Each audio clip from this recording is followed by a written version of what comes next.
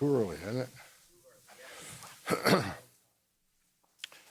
Look, I've been given talking points, and I don't like reading speeches, never have. But my chief of staff did put some stuff down here in writing just to make sure I don't miss anything. So I'm going to be reading a little bit, and then we're going to open up for questions. I've been on the ground less than 3 full days. I got in here Monday. President of the United States called me Monday morning and asked me to deploy here.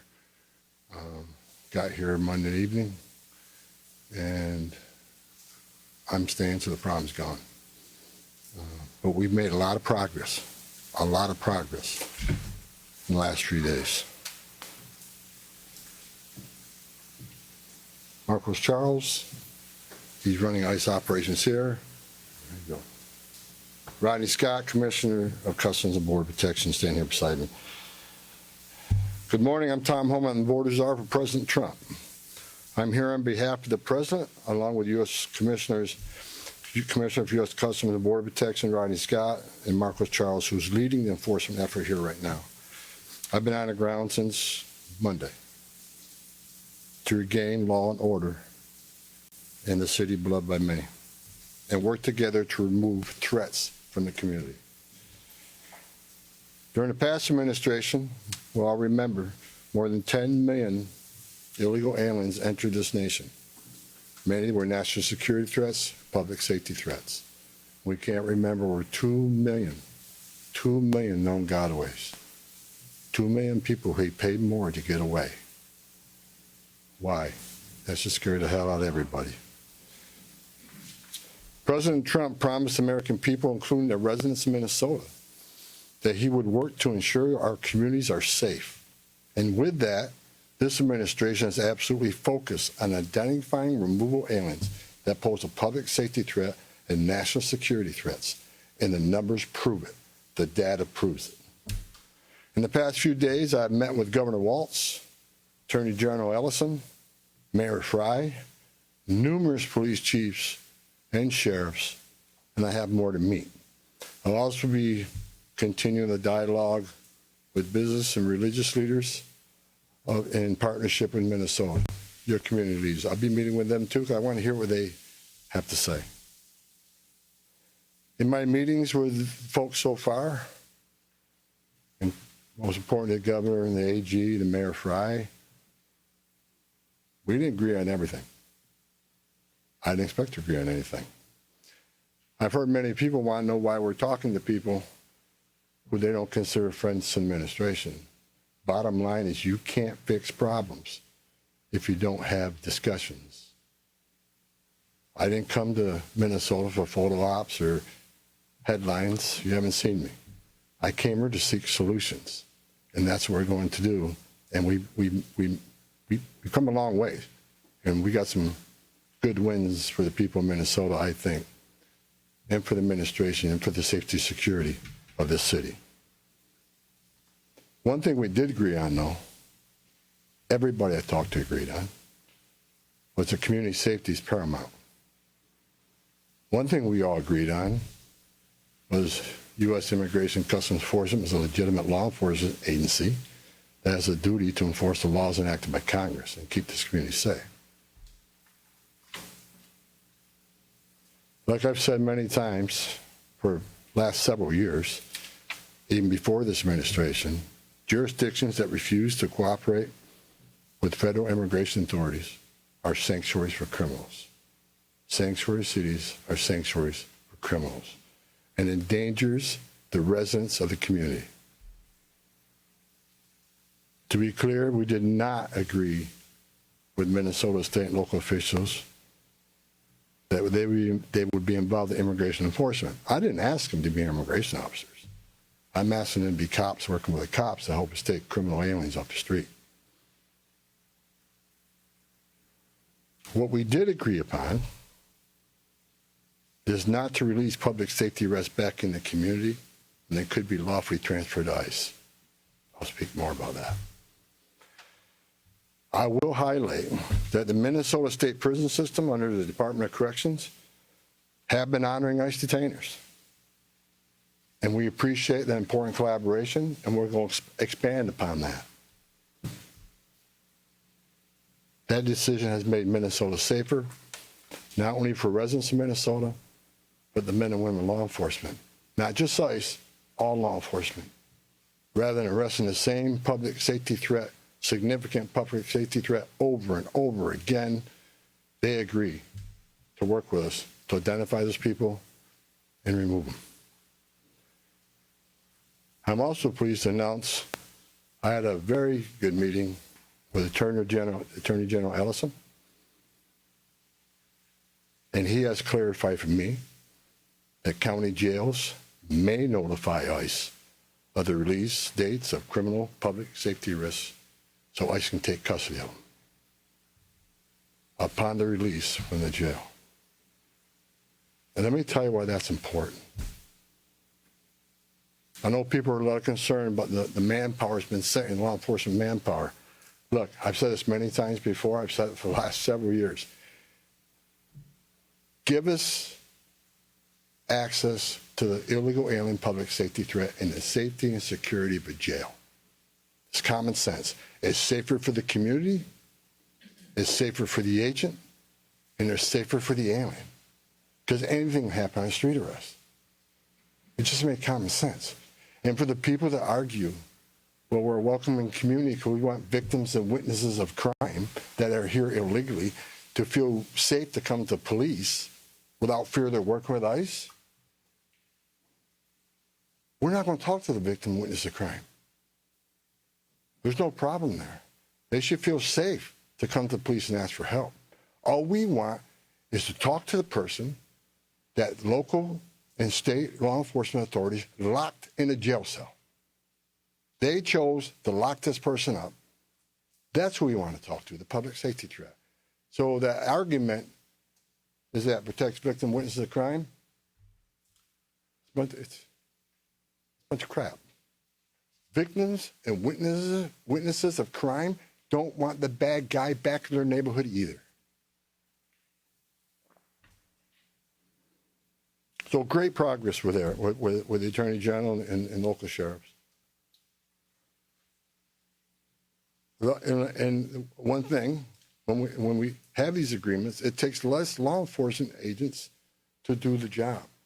One agent can arrest one bad guy in the safety and security of a jail where he's behind the wire. We know we don't have weapons. But when you normally release that public safety threat, illegal alien back in the community, we have a job to do. We're going to arrest him. So we're going to find him. And what happens is now we got to arrest somebody on his turf. We have access to who knows what weapons. Now we got to send the whole team out. Cover the back door, cover the front door, officer safety reasons. Then because of the hateful rhetoric and the attacks on ICE officers, now we got to send a security team behind the arrest team. So what could have been done with one person in a safety and security jail, now we got 15, 16 people out there doing it.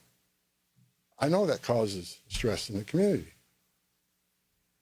So if we get these agreements in place, that means less agents on the street. More agents in the jail means less agents in the street. This is common sense cooperation that allows us to draw down on the number of people we have here. Yes, I said it. Draw down the number of people here. Because we have the efficiency and safety of the jails and the prison. Matter of fact, I have staff from CBP and from ICE working on a draw-down plan. What does that look like based on the cooperation? What does that look like based on how many targets we have left to find?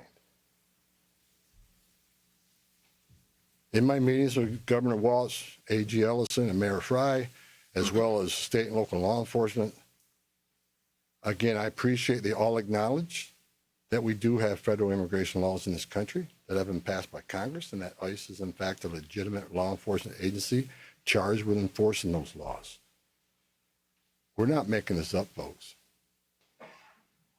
ICE is enforcing laws enacted by Congress. They're a federal statute. That said, I'm not here because the federal government has carried this mission out perfectly. First thing I said to senior staff when I walked in here is what I told you earlier. I didn't come here looking for photo ops or headlines. I come here looking for solutions. I do not want to hear that everything's been done here has been perfect.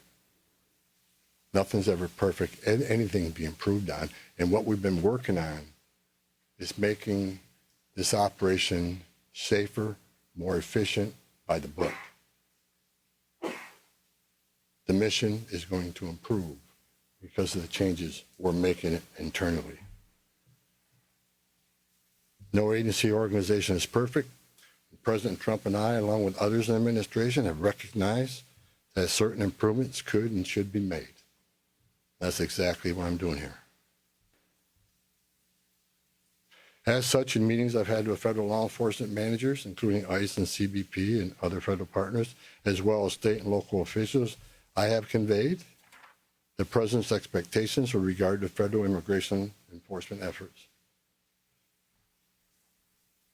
We will conduct targeted enforcement operations.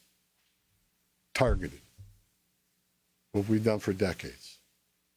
When we hit the streets, we know exactly who we're looking for. Good idea where we may find them. You have a criminal history. You have their immigration history. A lot of information about this person that we get from numerous databases out there. Targeted, strategic enforcement operations. That's traditionally been the case, and that's where we're going. That's what we're going to continue to do and improve upon that. With a prioritization on public safety threats. I want to be clear. I don't read a lot of social media. I don't read a lot of media. I don't believe half what I see. We are not surrendering the President's mission in immigration enforcement. Let's make that clear. Prioritization of criminal aliens doesn't mean that we forget about everybody else. That's just simply ridiculous. But when you have a criminal standing here and a non-criminal standing there, that criminal always should be targeted for because he's a significant concern to the safety and security of the community. By and large, for decades, ICE and CBP have carried out their duties with integrity, professionalism, and compassion. That remains the expectation under President Trump, and I will, hold our agents and officers to that standard. I'm almost done, and Tom can be Tom. As far as the agitators, that said, I want to reiterate and make very clear.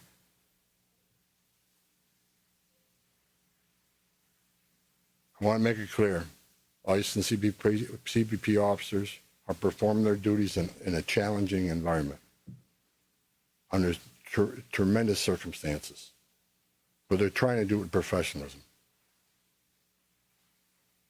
If they don't, they'll be dealt with. Like any other federal agency, we have standards of conduct.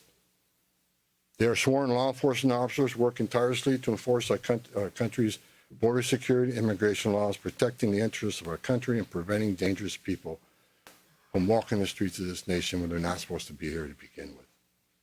Men and women of ICE, I was a Border Patrol agent. I was an ICE agent. I was the first ICE director that came up through the ranks. I spent over 40 years doing this. These men and women that carry that badge and gun are American patriots. They put themselves on the line for this nation every day. But I want you to remember, they don't hang their badge. They don't hang their heart on a hook every day they come to work. They're mothers and fathers too. They're sons and daughters too. And if they've seen a fraction of the tragedies I've seen in my career, they take a lot of damage home to every day. The things they've seen, especially on the border with Border Patrol agents. People drowning in the river. Women being raped by criminal cartels. Giving CPR to a baby that was thrown in the river by the cartels because Border Patrol came too close. So let's throw the baby in the river. That way the Border Patrol was concentrating on that so I can get away. These men and women see some terrible things.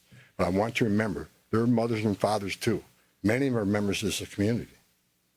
God bless every one of them. The hostile rhetoric and dangerous threats and hate must stop. And we all agreed to that. All everybody met here today, tell you, we got to stop the rhetoric, the hateful rhetoric that has caused an increase in assaults. That has caused, because of that, having to send security teams out with arrest teams, which surge the city with additional resources because of the rhetoric, because of the threats, because of the assaults. Again, with the agreements we've achieved and following through these agreements, with the rhetoric dropping down, that allows us to pull more agents out once we feel the environment's safer.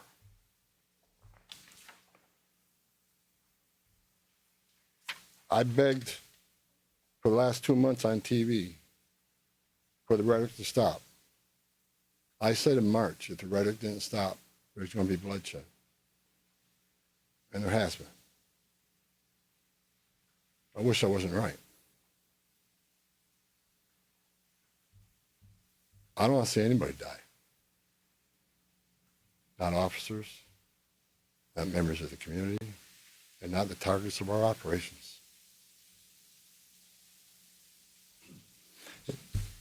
For the people out there who don't like what ICE is doing, if you want certain laws reformed, then take it up with Congress. Again, ICE is making this up. They're enforcing laws enacted by Congress and signed by the president. The same laws have been on the books for the last 6 presidents I worked for. I started with President Reagan and ending with President Trump. Every administration, we enforce the same laws.